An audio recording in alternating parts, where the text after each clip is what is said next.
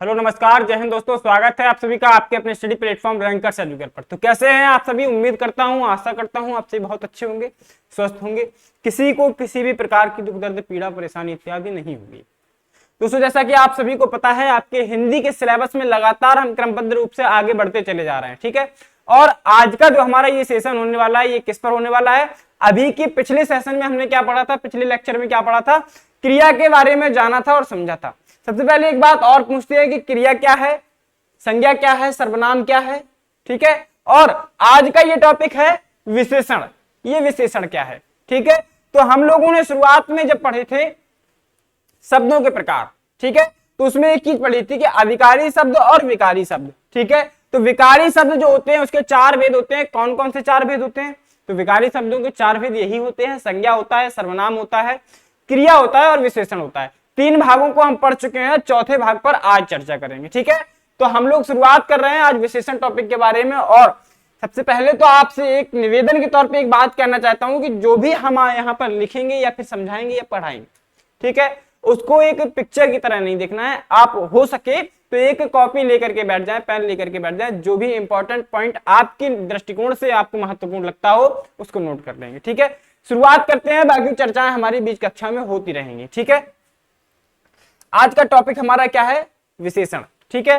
तो विशेषण को लेकर के एक बात हमारे सामने आती है। सबसे पहले तो क्या आता है सामने? परिभाषा को लेकर के बात आती है। क्या लेकर के आती है?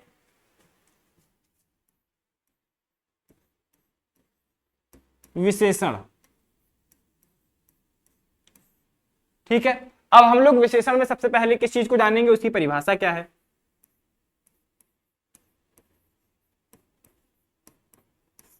तो भैया विशेषण की परिभाषा क्या होती है, ठीक है।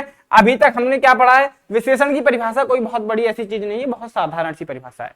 विशेषण की परिभाषा में एक चीज पढ़ी है कि जो भैया एक शब्द ऐसा होता है वाक्य में, सबसे पहले एक चीज लिखेंगे वाक्य में, पहले लिखेंगे फिर समझेंगे।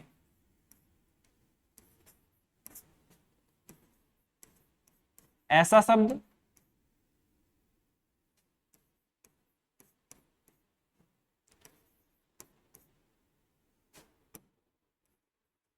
जो संज्ञा अथवा सर्वनाम शब्दों की, ठीक है, वाक्य में ऐसा शब्द जो संज्ञा अथवा सर्वनाम शब्दों की क्या बताता है? विशेषता बताता है।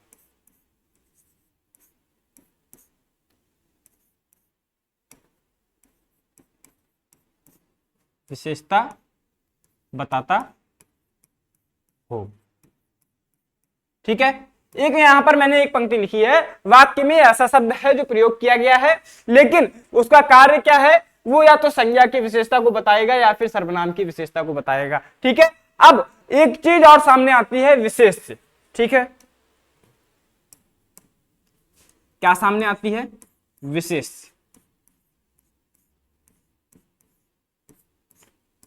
अगर मैं इस परिभाषा को कुछ इस तरह लिख देता कि वाक्य में ऐसा शब्द, ठीक है, वाक्य में प्रयुक्त ऐसा शब्द जो विशेष की परिभाषा यहां पर बताता है या फिर विशेष की विशेषता बताता है, तो थोड़ा सा क्या हो जाता है, हमारे दिमाग में कुछ ऐसी चीज चलने लगती है कि भैया विशेष के बारे में हम लोग तो जानते नहीं है, शुरुआत यहां पर सीधे विशेष से कर दे रहे हैं, ठीक है। तो हम लोगों को यह जान लेना भी आवश्यक है कि विशेष क्या होता है, ठीक है। तो भैया विशेष वो होता है, एक बहुत छोटी सी लाइन लिख लेंगे, जिसके बारे में बात हो, ठीक है, या फिर जिसकी विशेषता विशेषण शब्द प्रकट करता है। एक शब्द और लिख लेना, जिसकी विशेषता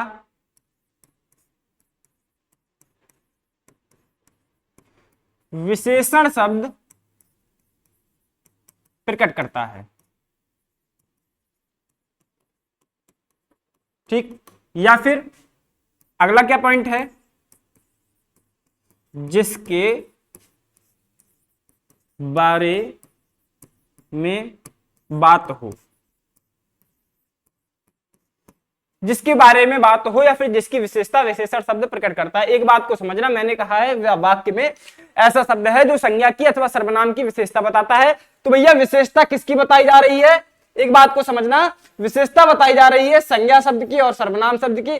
तो भैया ये संज्ञा शब्द और सर्वनाम शब्द क्या हो जाएंगे, यही हो जाएंगे हमारे विशेष।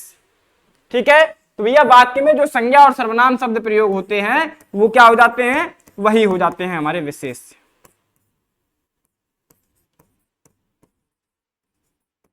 ठीक है, उम्मीद करता हूं इतनी बात समझ में आ गई होगी कि संज्ञा सर्वनाम जो भी शब्द हैं जिनकी विशेषता विशेषण बताता है, ठीक है, तो भैया वही हो जाते हैं आपके विशेष। अब एक चीज और सामने आएगी जब हम उदाहरण लिखेंगे, कुछ उदाहरण के माध्यम से समझेंगे। ठीक है, मैंने यहां पर एक उदाहरण लिखा, वह लड़का है। ठीक है, वह लड़का है, क्या आपको इसमें कोई विशेषण नजर आ रहा है, आप हमें बताएंगे कोई विशेषण इसमें नजर आ रहा है। तो भैया इसमें तो आप कहेंगे वह लड़का है, लड़का तो यहां पर क्या हो जाएगा, संज्ञा हो जाएगा, लड़का क्या हो जाएगा, संज्ञा हो जाएगा। ठीक है भैया, इतनी बात स्पष्ट है, लड़का संज्ञा हो जाएगा। वह क्या है, वह तो भैया सर्वनाम हो जाएगा, क्या हो जाएगा, वह सर्वनाम हो जाएगा। लेकिन आपने यहां पर विशेषण का परिभाषा, विशेषण का उदाहरण आप बता रहे हैं, तो विशेषण कैसे होगा। अब इसी की जगह पर हम एक वाक्य को और लिखते हैं, दूसरा वाक्य, वह अच्छा लड़का है। क्या समझे, वह अच्छा लड़का है, यहां पर लिखा था वह लड़का है, यहां विशेषण कोई नहीं आ रहा है भैया। आप जैसे मैंने कि आपको बताया कि भैया जो यहां पर संज्ञा और सर्वनाम की विशेषता बताते हैं, इसमें तो संज्ञा ये है, सर्वनाम ये है, विशेषता तो कुछ बता ही नहीं रहा है। ठीक है, अब यहां पर अगर हम बात करते हैं तो ये वह क्या हो जाएगा, ये तो हो गया आपका सर्वनाम शब्द, लड़का क्या हो जाएगा, संज्ञा शब्द हो गया। इसी के साथ साथ एक सवाल का जवाब और दो, ये संज्ञा जो है कौन सा संज्ञा है। ठीक है, और ये जो वह है ये कौन सा सर्वनाम है। ठीक, यहां पर बताएंगे संज्ञा है तो कौन सी संज्ञा है, सर्वनाम है तो कौन सा सर्वनाम है। एक बात को यहां पर ध्यान देंगे भैया कि जो यहां पर एक शब्द लिखा गया है अच्छा, क्या लिखा गया है, ये अच्छा लिखा गया है। ठीक है, वह लड़का है, कोई ताल्लुकात नहीं था, लेकिन वह लड़का कैसा है, किस शब्द का, किस प्रश्न का उत्तर देता है ये विशेषण, वह लड़का कैसा है। तो भैया ये संज्ञा शब्द की विशेषता क्या बता रहा है, वह लड़का अच्छा है, तो ये अच्छा शब्द क्या हो जाएगा, विशेषण हो जाएगा। उदाहरण के तौर पे हम लोग यहां पर ले लें कि यहां पर लिखा है पतला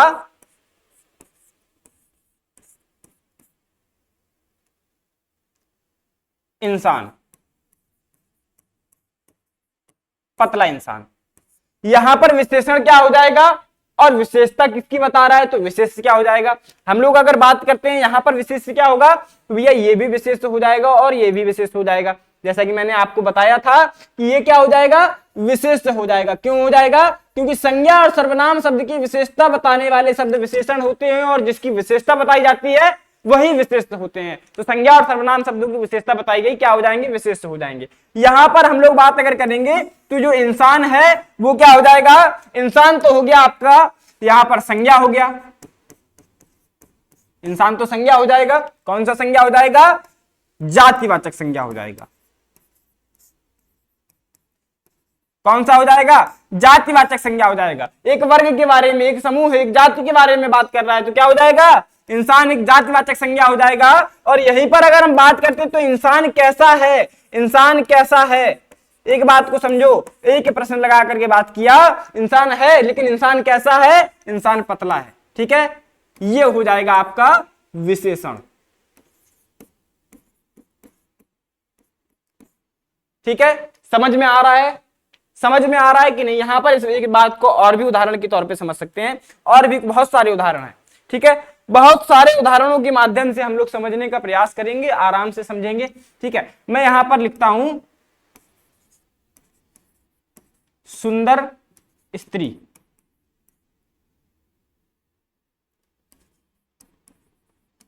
नाकारा लड़का। मैंने यहां पर लिखा है बदसूरत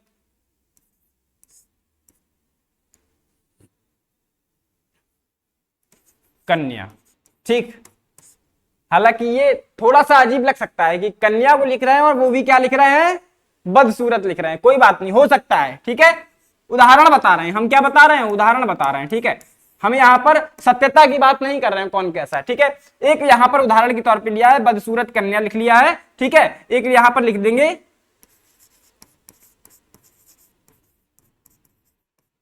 होशियार विद्यार्थी। एक बात बताओ कि इनमें से कौन सा शब्द विशेषण होगा, कौन सा शब्द विशेष होगा। एक बात को फिर से वही समझेंगे, मैंने आपको बहुत बार बताया कि भैया जिसकी विशेषता बताई जा रही है, जिसकी विशेषता बताई जा रही है, तो भैया वो क्या हो जाएगा, वही शब्द तो आपके हो जाएंगे विशेष से। क्या हो जाएंगे, यहां पर ये हो जाएंगे विशेष से, ठीक है। संज्ञा है, ये संज्ञा है, ये भी संज्ञा है, ये भी संज्ञा है। भैया जब ये संज्ञा है तो संज्ञा की विशेषता बताने वाले शब्द क्या हो गए, विशेषण हो गए। विशेषता क्या बता रहा है, लड़की कैसी है, स्त्री कैसी है, लड़का कैसा है, नाकारा है, कन्या कैसी है, बदसूरत है, होशियार है, विद्यार्थी कैसा है, होशियार है। तो ये चारों शब्दों का जो मिश्रण हो रहा है ये क्या हो जाएगा, विशेषण शब्द हो जाएंगे।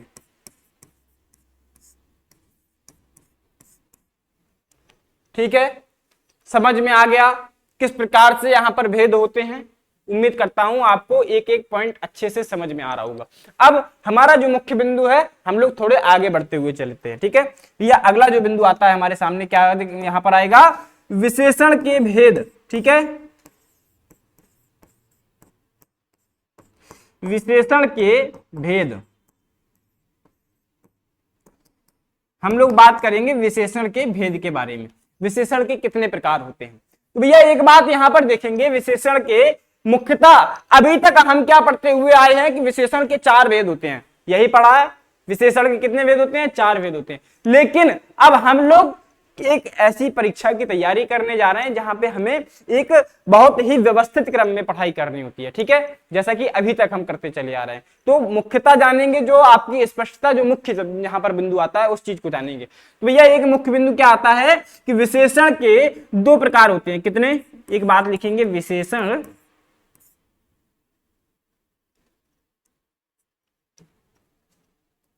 विशेषण को एक बात लिखेंगे यहां पर, विशेषण को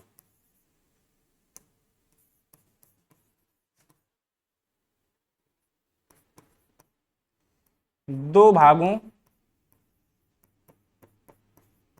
में वर्गीकृत किया गया।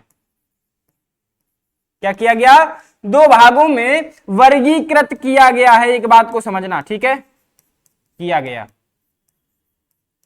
कौन कौन से 2 भागों में वर्गीकृत किया गया है, एक बात को फिर से समझेंगे। पहला बिंदु जो हमारे सामने आएगा, पहला भाग आता है स्थान के आधार पर, स्थान के आधार पर। पहला भाग क्या आता है, स्थान के आधार पर। अब दूसरा भाग क्या आता है भैया, दूसरा भाग आता है आपके सामने किसके आधार पर, प्रयोग या संरचना के आधार पर। किसके आधार पर, प्रयोग के आधार पर, ठीक है। किसके आधार पर होगा, प्रयोग के आधार पर।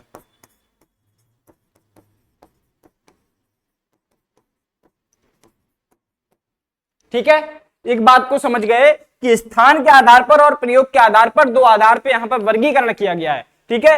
अब जो यहां पर 2 भागों में वर्गीकरण किस भेद में किया गया है, किस प्रकार से किया गया है, इस चीज को जानेंगे, ठीक है। हम लोग अगर बात करते हैं अगले बिंदु पर चलेंगे, ठीक है। अगला हमारा कौन सा बिंदु आएगा कि पहला भाग क्या था यहां पर, स्थान के आधार पर, ठीक है। पहला हमारा यहां पर भाग क्या आता है, स्थान के आधार पर हम लोग बात करते हैं, स्थान के आधार पर, ठीक है। इसके बाद जो दूसरा भाग आया है तो वो क्या आता है आपका, प्रयोग के आधार पर, ठीक है, प्रयोग के आधार पर। अब हम लोग जानेंगे स्थान के आधार पर तो 2 प्रकार से वर्गीकरण हुआ है, ठीक है। स्थान के आधार पर विशेषण के 2 भेद होते हैं, और जो प्रयोग के आधार पर यहां पर वर्गीकरण है तो भैया प्रयोग के आधार पर 4 वर्गीकरण होते हैं। 4 प्रकार से इनको वर्गीकृत किया गया है। स्थान के आधार पर कैसे वर्गीकरण है एक बार देखेंगे, ठीक है। स्थान के आधार पर जो वर्गीकरण है वो दो है। पहला जो भाग आता है वो आता है उद्देश्य विशेषण। क्या आता है? उद्देश्य विशेषण। आपने ये बात बताइए, पहले इस चीज को कभी पढ़ा है? अभी तक तो हमें ऐसी उम्मीद नहीं है कि आपने इस बिंदु को भी जाना होगा, ठीक है? तो नहीं जाना है। जो चीज हमने नहीं जानी है उसी चीज को जानने के लिए हम क्या कर रहे हैं? अपने समय को यहां पर लगा रहे हैं, ठीक है? तो जानेंगे और समझेंगे। दूसरा कौन सा भाग आता है? उद्देश्य के आधार पर पहला और दूसरा विधेय है, ठीक है? क्या होता है? विधेय विशेषण।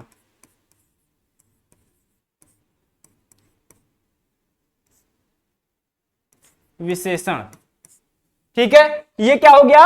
स्थान के आधार पर। अब हम लोग बात करेंगे प्रयोग के आधार पर कौन सा आता है। सबसे पहले हम लोग बात करेंगे संख्यावाचक। कौन सा आया? संख्यावाचक विशेषण। दूसरा कौन सा आता है?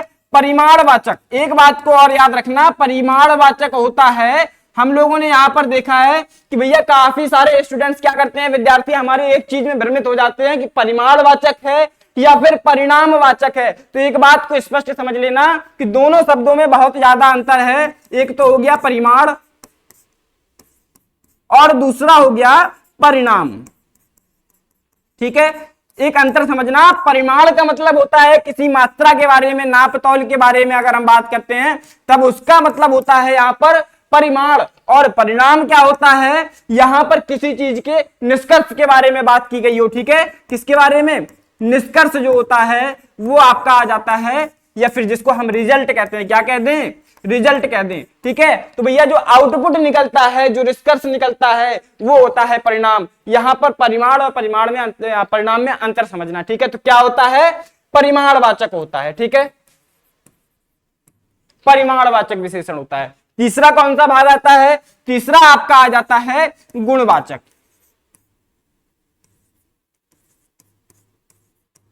ठीक है? गुणवाचक हो गया। चौथा एक भाग बचा है, कौन सा आ जाएगा? सार्वनामिक विशेषण। इस शब्द के बारे में हम लोगों ने आपको पहले भी बताया है कि सार्वनामिक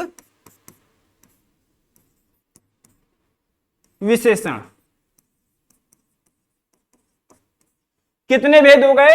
प्रयोग के आधार पर और स्थान के आधार पर कैसे वर्गीकरण है, इतनी बात आशा करता हूं आपके समझ में आ गई होगी कि भैया उद्देश्य यहां पर विशेषण है, विधेय विशेषण है, संख्यावाचक विशेषण है, परिमाणवाचक विशेषण है, गुणवाचक है और सार्वनामिक विशेषण है। अब छोड़ यहां पर थोड़ी से एक शब्द में, ठीक है? कितने शब्दों में? एक शब्द में इसका मतलब समझेंगे कि अगर कहीं पर संख्यावाचक की बात की गई है तो संख्यावाचक का मतलब क्या हो गया? जहां संख्या की बात की गई हो, ठीक है? किसकी बात हो? जहां पर संख्या की बात हो, गिनती की बात हो। किसकी बात हो? गिनती की बात हो। क्या हो जाएगा? संख्यावाचक हो जाएगा। परिमाण, परिमाण का मतलब यहां पर मात्रा हो जाए, नाप तौल हो जाए। क्या हो जाए? नाप तौल हो जाए तो क्या हो जाएगा? परिमाणवाचक हो जाएगा। यहां पर सार्वनामिक की बात करते हैं तो सार्वनामिक क्या हो जाएगा? सर्वनाम का जो पड़ोसी शब्द होता है, एक बात को समझना, सर्वनाम के बगल में, ठीक है? एक बात को फिर से समझो कि सर्वनाम शब्द के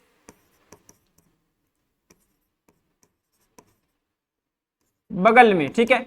मतलब क्या हुआ? पड़ोस में, ठीक है? बगल में क्या आ जाए? एक संज्ञा आ जाए, ठीक है? संज्ञा हो, सर्वनाम शब्द के बगल में क्या हो? संज्ञा हो, ठीक है? और जो इन तीनों में से नहीं होगा वो किस में होगा?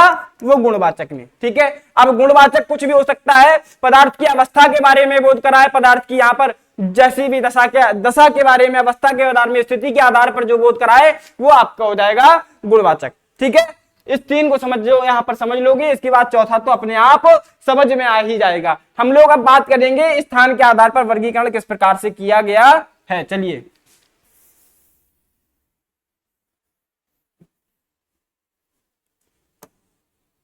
सबसे पहला हमारा आता है उद्देश्य विशेषण। क्या आता है? उद्देश्य विशेषण। अब उद्देश्य विशेषण से हम क्या समझते हैं? उद्देश्य विशेषण से क्या समझते हैं? एक बार फिर से परिभाषा को लिख लेंगे, ठीक है? क्या लिखेंगे? परिभाषा को, जहां पर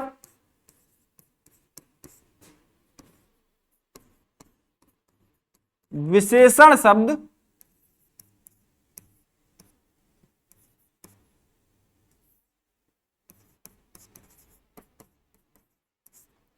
विशेष के पहले आ जाए, ठीक है, किसके पहले आ जाए, विशेष के पहले आ जाए। एक बात को समझो, जहां पर विशेषण शब्द विशेष के पहले प्रयुक्त हो, भैया एक बात को फिर से समझ लो, विशेष के पहले प्रयोग किया गया हो, क्या समझे, जहां पर विशेषण शब्द विशेष के पहले, ठीक है, यानी संज्ञा अथवा सर्वनाम के पहले पूर्व प्रयोग किया गया है, वहां पर उद्देश्य विशेषण हो जाएगा, ठीक है। और दूसरा भाग क्या है हमारा, दूसरा भाग क्या है, विधेय विशेषण।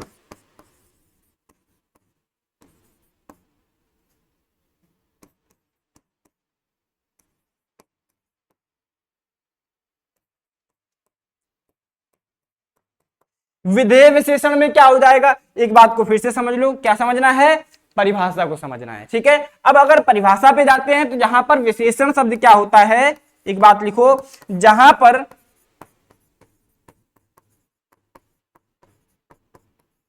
विशेषण शब्द क्या होता है, विशेष के बाद में आता है, क्या आता है, विशेष के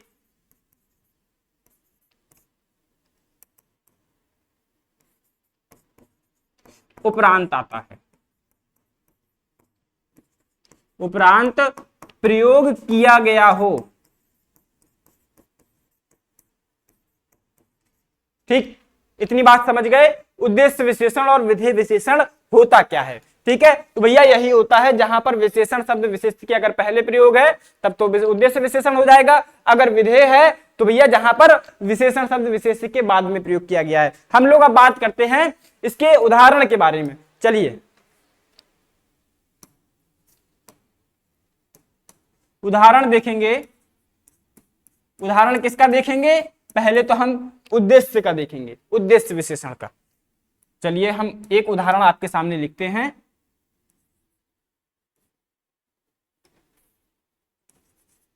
कमल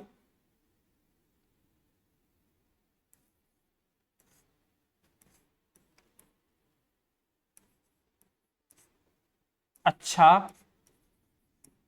लड़का है,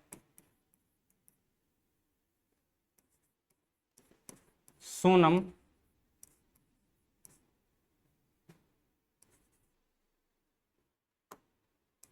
सुंदर लड़की है, ठीक है, किसी भी प्रकार का भेदभाव यहां पर उदाहरण में देखने को नहीं मिला, ठीक है, बराबर जो भी यहां पर अगर कोई यहां पर अगर स्त्री देख रही है, मतलब कोई लड़की देख रही है, ठीक है, तो उसके भी लिए यहां पर उदाहरण है और लड़के के लिए भी। तो भैया कमल क्या है, एक अच्छा लड़का है। हमें आप एक बात बताइए कि जो यहां पर कमल है वो क्या है, कमल क्या है भैया, कमल आप तुरंत कहेंगे कमल क्या हो जाएगा, संज्ञा हो जाएगा, सोनम क्या हो जाएगा, संज्ञा हो जाएगा, ठीक है। लेकिन आप एक बात को और देखेंगे कि मैंने आपसे कहा है कि संज्ञा शब्द के पहले लड़की क्या हो जाएगा, लड़का क्या हो जाएगा, यही तो हो जाएगा आपका संज्ञा। एक बात को समझो, संज्ञा के पहले, ठीक है, संज्ञा के पहले क्या आया है, सुंदर, सुंदर अच्छा, ये जो सुंदर आया है और ये जो अच्छा आया है,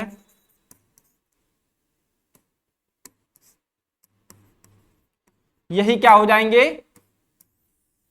उद्देश्य विशेषण के रूप हो जाएंगे, ठीक है, उद्देश्य विशेषण, क्योंकि हम लोग संज्ञा के पूर्व इसका प्रयोग देख रहे हैं, संज्ञा के पूर्व देख रहे हैं। अभी इन्हीं उदाहरणों को हम क्या करेंगे, कमल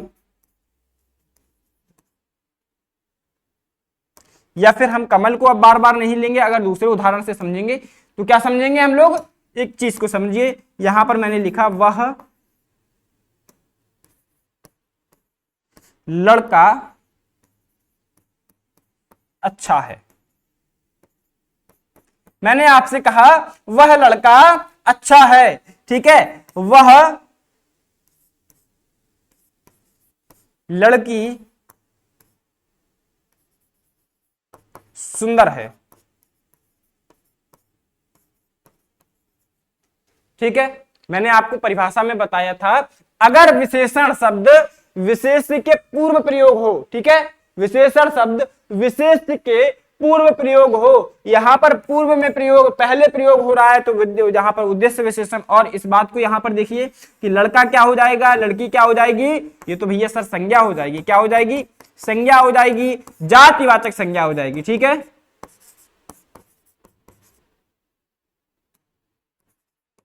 जातिवाचक संज्ञा हो जाएगी। और जो अच्छा है, जो सुंदर है, ये क्या है, ये इसकी विशेषता बता रहा है, तो विशेषता बताने वाला शब्द तो विशेषण होता है, अभी आपने बताया, तो विशेषण हो जाएगा हमारा यहां पर अच्छा, और विशेषण ही हो जाएगा हमारा सुंदर। तो एक बात में अंतर समझे, जो लड़का अच्छा है वो क्या हो जाएगा भैया, अगर लड़का अच्छा है तो हो जाएगा यहां पर विधेय, तो क्या हो जाएगा यहां पर, एक बात को फिर से समझ लो, विधेय विशेषण हो जाएगा, ठीक है, क्यों हो जाएगा, क्योंकि यहां संज्ञा शब्द के बाद मतलब विशेष के बाद विशेषण का प्रयोग किया गया है, तो विधेय विशेषण होगा। विशेष के यहां पर विशेषण के पूर्व अगर विशेषण का जो है, विशेष के पूर्व अगर विशेषण शब्द का पूर्व यहां पर प्रयोग किया गया है तो यहां पर उद्देश्य विशेषण हो जाएगा। दो चीजों में अंतर समझे। अब अगर इसके बाद में एक उदाहरण आपके सामने लेकर के आऊं, ठीक है, कौन सा उदाहरण लेकर के आऊं, रमेश बहुत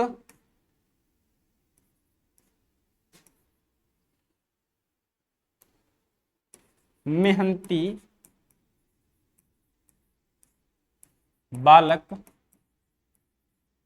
है। मैंने आपके सामने एक उदाहरण लिखा है कि रमेश जो है वो बहुत मेहनती बालक है। अब इस उदाहरण से हम आपको क्या बताना चाह रहे हैं, तो भैया हम आपको ये बताना चाह रहे हैं कि जो शब्द यहां पर प्रयोग है वो तो संज्ञा हो जाएगा,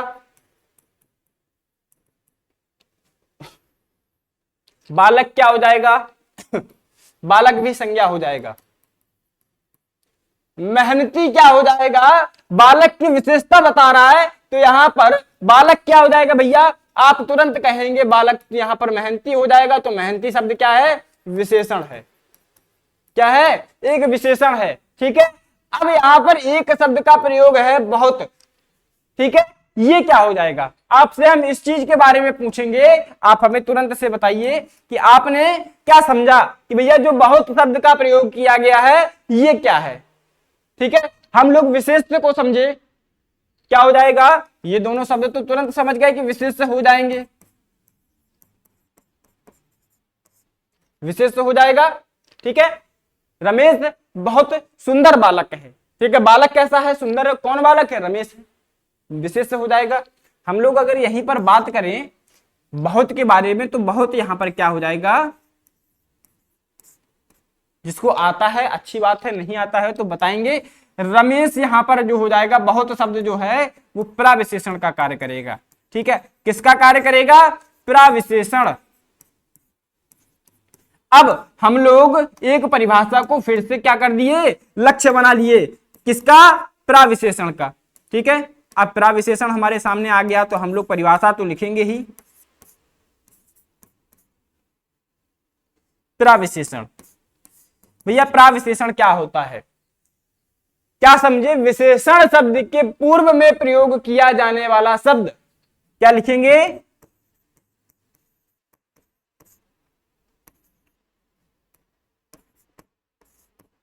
विशेषण के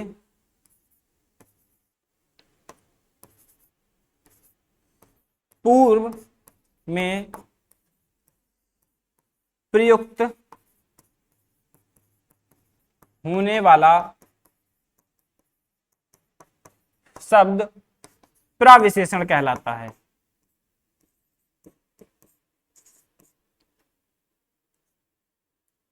क्या कहलाता है, प्रविशेषण कहलाता है। प्रविशेषण क्या होता है, विशेषण के पूर्व में प्रयोग होने वाला शब्द जो है विशेषण कहलाता है। कुछ और से उदाहरण के रूप में ले लेंगे, अगर हम उदाहरण और देखें, रानी अत्यंत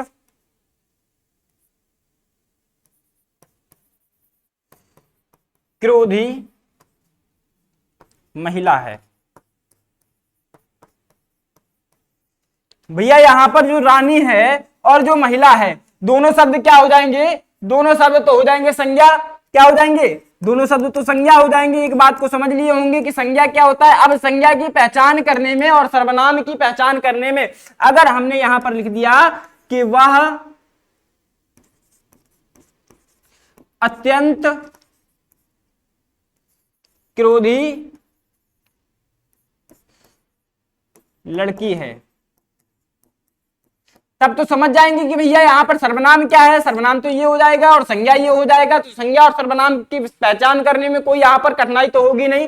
ठीक है, हम लोग काफी अच्छे से संज्ञा को और सर्वनाम को समझ गए हैं, क्रिया को भी समझ गए हैं, हम लोगों को विशेषण को भी उसके अनुसार समझना है। तो भैया जो यहाँ पर क्रोधी है, जो क्रोधी शब्द है एक लड़की की, यहाँ महिला की विशेषता बता रहा है कि महिला कैसी है।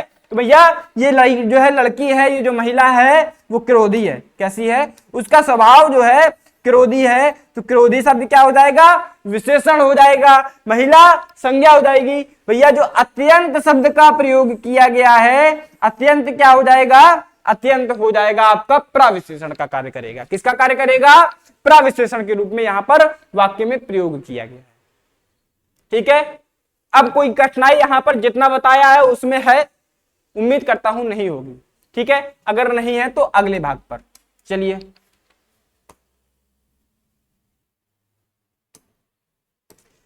अब हमारा आता है प्रयोग के आधार पर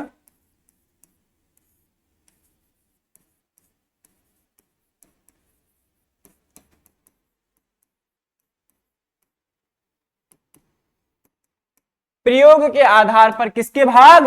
विशेषण के भाग। कौन कौन से भाग थे?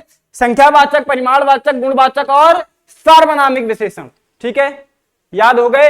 एक बार फिर से, संख्यावाचक, गुणवाचक, सार्वनामिक और परिमाणवाचक। ठीक है, चलिए कोई बात नहीं, हम लोग क्रम से यहां पर पढ़ते हुए चलेंगे। चलिए, सबसे पहला हमारा संख्यावाचक आता है।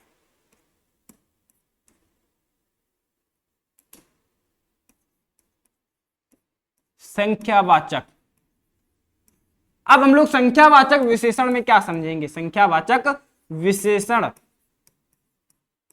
संख्यावाचक विशेषण होता क्या है? शब्द से मतलब निकालेंगे, उत्तर आ जाएगा। ठीक है, शब्द से मतलब निकाले, जहां पर यहां पर लिखो जो शब्द, या फिर यूं लिखेंगे जो विशेषण शब्द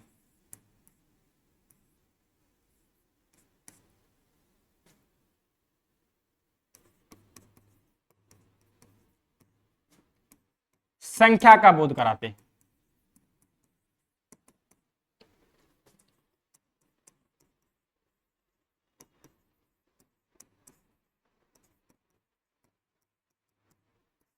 मैंने कहा जो विशेषण शब्द संख्या का बोध कराएं, संख्यावाचक विशेषण। अब संख्या का बोध करा दिए, ये तो बात अलग हो गई। एक चीज लिखेंगे यहां पर उदाहरण के लिए, वे दो लड़के हैं।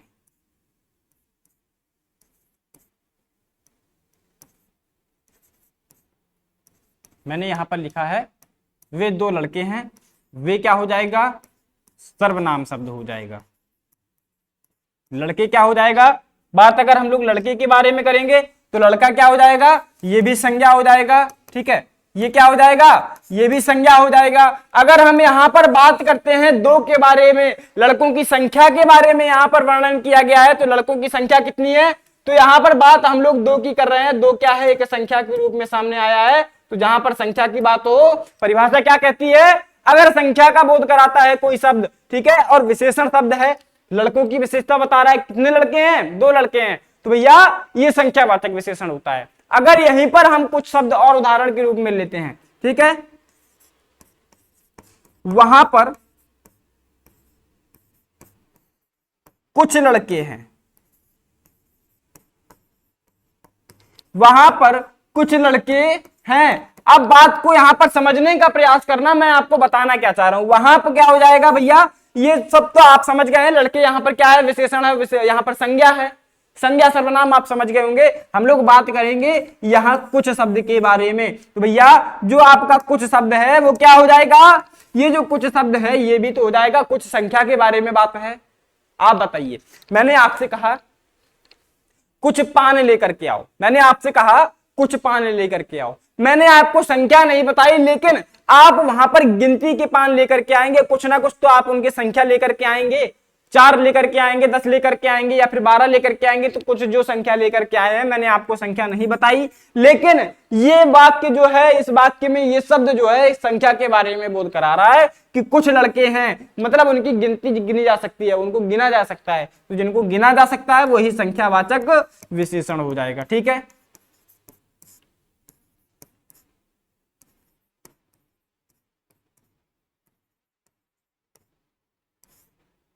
क्या हो जाएगा, संख्यावाचक विशेषण हो जाएगा। चलिए अब हम लोग बात करते हैं, इन दोनों में हमें एक चीज समझ में आई है कि भैया यहां पर 2 की बात की गई है, मतलब मुझे बताया गया है कि 2 हैं बालक। ठीक है, कितने हैं, 2 लड़के हैं। यहां पर आपने कुछ की बात कर दी, तो ये एक बात को हम लोग समझ लेंगे कि हम आपको क्या बताने का प्रयास करेंगे। अब संख्यावाचक के भेद बताने की बात करेंगे। ठीक है, अब यहां पर समझो कि संख्यावाचक, यहां पर संख्यावाचक विशेषण के भेद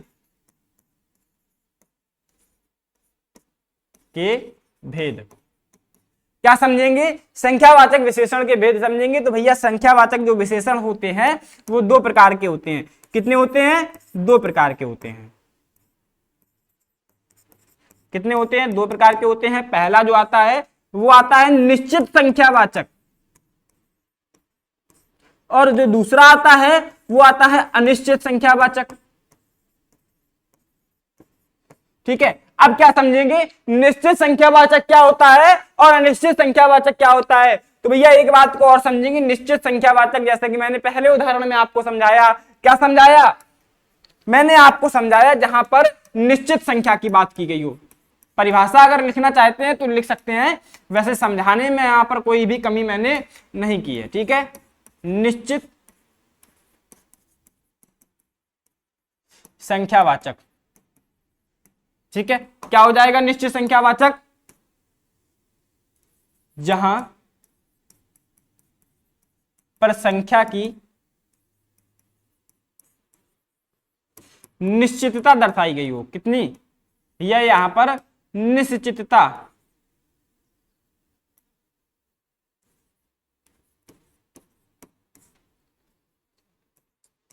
बताई गई हो, क्या हो जाएगा, निश्चित संख्यावाचक हो जाएगा। अगर वहीं पर हम लोग बात करते हैं अनिश्चित संख्यावाचक के बारे में,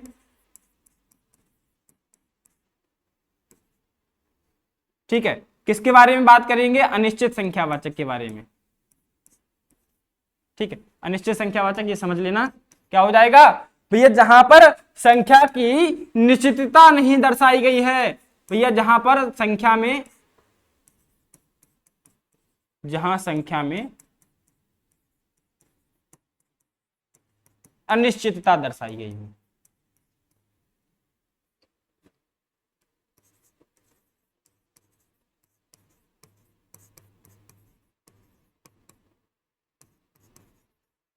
दर्शाई गई हो।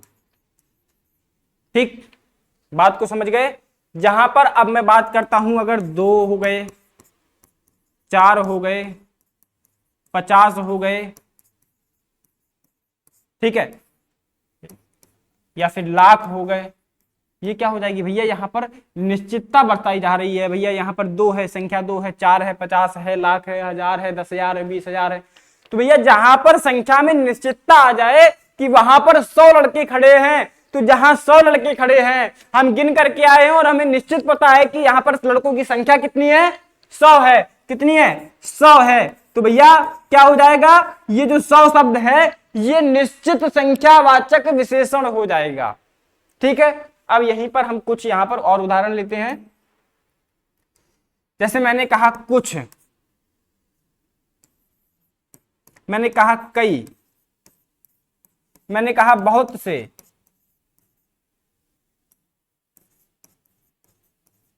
मैंने कहा है हजारों, मैं यहां पर अगर कह दूं हजारों की जगह पर लाखों,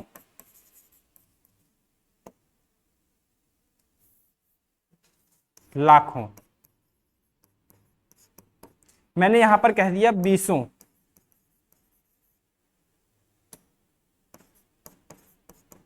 एक बात को समझना, उदाहरण से लेते हैं। मैंने यहां पर लिखा है सभा में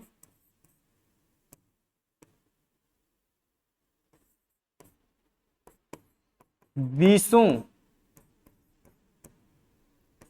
अतिथि उपस्थित हुए हैं। ठीक है, एक उदाहरण इसी का यहां पर लिखते हैं कि सभा में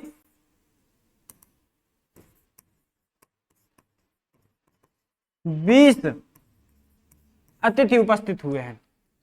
निश्चित संख्यावाचक और अनिश्चित संख्यावाचक में एक चीज को समझना कि मैंने अगर 20 की बात कर दी तो क्या हो जाएगा, अगर 20 की बात की है तो यहां पर निश्चित संख्यावाचक हो जाएगा, और बीसों लिख दिया या हजारों लिख दिया या लाखों लिख दिया या लगभग, एक शब्द को और देखिए, एक शब्द को और लिखेंगे यहां पर, ठीक है, उदाहरण के तौर पर, किसको, लगभग।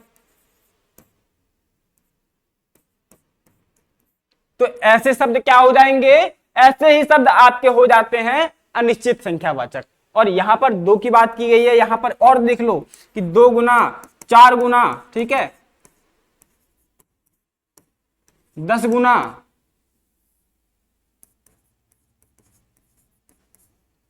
एक तिहाई, अगर हम यहीं पर बात कर दें एक तिहाई,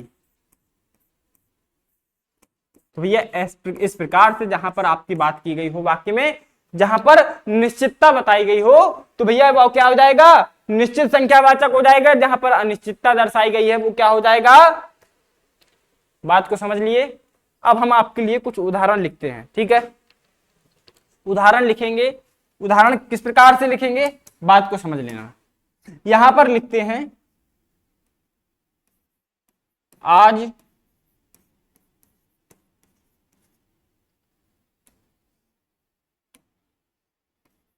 विद्यालय में लगभग 100 बच्चे नहीं आए थे।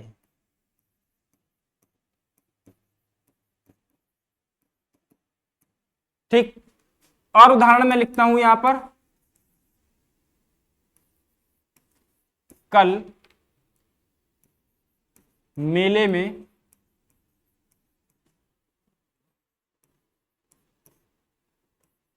हजारों लोग आए। और उदाहरण देखो,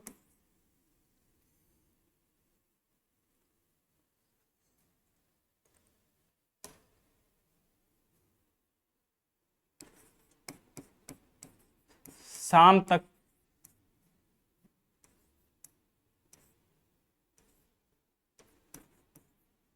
20 बच्चों को पढ़ाना है। क्या करना है, पढ़ाना है।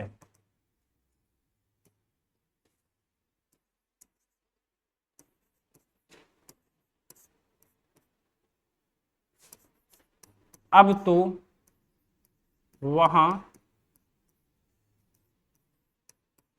लाखों व्यक्तियों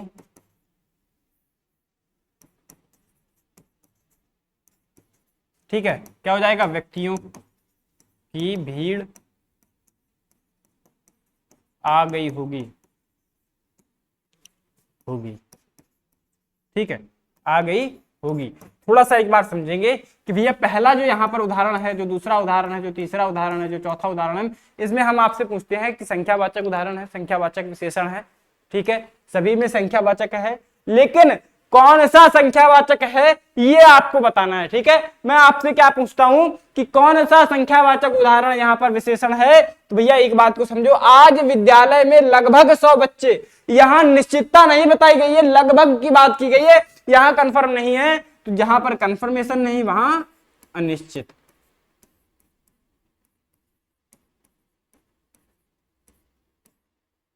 ठीक, कल मेले में हजारों लोग आए थे, तो भैया कोई कंफर्मेशन नहीं है, अनिश्चित हो जाएगा। हजारों आए थे, हमें थोड़ी ना पता है कि कितने आए थे, हजारों आए थे। मैंने एक अंदाज लगाया और एक अनुमान के हिसाब से क्या कह दिया, लगभग हजारों लोग होंगे। एक कमरे में लोग बैठे हैं, हमने गिना नहीं है कितने बैठे हैं, एक हॉल में बैठे हैं, एक सभागार में कुछ लोग उपस्थित हैं। तो एक अंदाज से हम कह सकते हैं, मान लीजिए अगर वो हॉल जो है 40 बाई 60 का हॉल है, एक प्रकार से एक अनुमान लगाते हैं। तो एक बात बताइए, 40 बाई 60 में हम लोग एक अनुमान के हिसाब से कह सकते हैं कि यहां पर लगभग 60-70 बच्चे बैठे होंगे या 60-70 व्यक्ति बैठे होंगे। तो 60-70, एक बात को और लेना, 10-20। ठीक है, मैं अगर आपसे यहां पर कह दूं 10-20 बच्चे उपस्थित हैं, तो यहां पर जो 10-20 शब्द का प्रयोग होगा वो अनिश्चित संख्यावाचक में चला जाएगा। ठीक है, किसमें जाएगा, अनिश्चित संख्यावाचक। उदाहरण के तौर पे अगर लिखना चाहते हैं तो उदाहरण में यहां पर लिख लो। ठीक है, क्या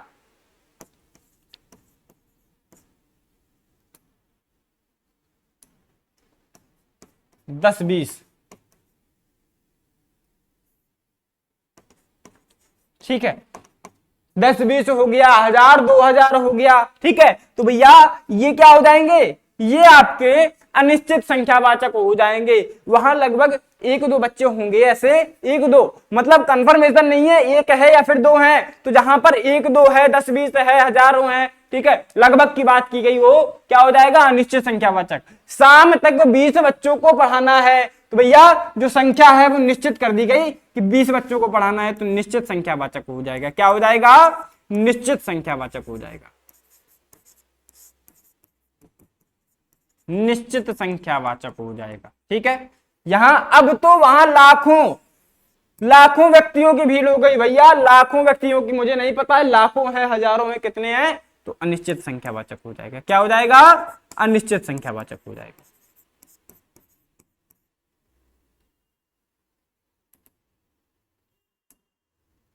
अनिश्चित संख्यावाचक।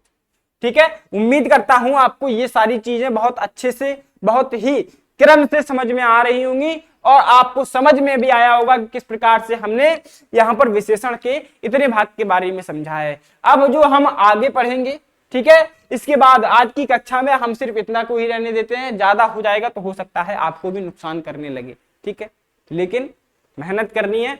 मैं यहां पर कितना भी अच्छे तरीके से पढ़ा लूं, कितना भी मेहनत से पढ़ा लूं, कितना भी देर तक पढ़ा लूं, भैया आपको अगर नहीं समझना है, आप अगर अपने मन से नहीं पढ़ रहे हैं, तो आपको क्या होगा, कुछ भी समझ में नहीं आएगा। तो भैया आप ईमानदारी से पढ़िए, भले ही 40 मिनट पढ़ें, 50 मिनट पढ़ें, 1 घंटे पढ़ें, लेकिन 1 घंटे सिर्फ पढ़ें।